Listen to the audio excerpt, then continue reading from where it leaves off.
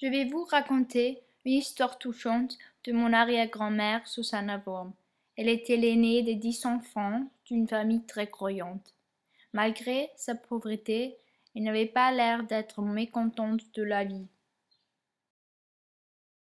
Pendant la Première Guerre mondiale, quand le père s'est engagé dans l'armée, Susanna, ses frères et sœurs, ainsi que sa mère, en étaient obligés de travailler beaucoup pour survivre.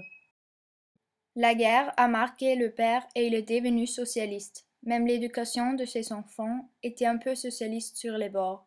Toute la famille avait une mauvaise réputation. En 1921, Susanna s'est mariée avec Matthias Allacher. Après la séparation de l'Hongrie de l'Ouest et de l'Autriche, le père de Susanna a fondé un parti socialiste, dont Susanna, son frère et son mari étaient aussi membres. Après quelques conflits, le mari de Susanna a fondé son propre parti communiste.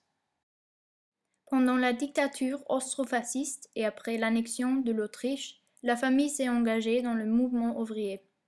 À l'intérieur de ce mouvement, un groupe de résistance s'est formé qui a été actif jusqu'en 1943, où la Gestapo l'a démantelé.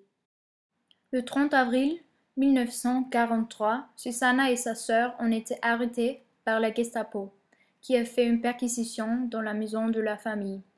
Une juive polonaise ayant des faux papiers qui étaient cachés dans la maison a été trouvée. Susanna et sa sœur ont été emprisonnées pour 3 ans. Leur frère a été exécuté par la Gestapo et Susanna et sa sœur ont été libérées à la fin de la guerre. Après leur libération, Susanna a continué son combat contre l'injustice malgré cette terrible expérience et a réorganisé le Parti communiste à gauche. Mon village d'origine au Burgenland.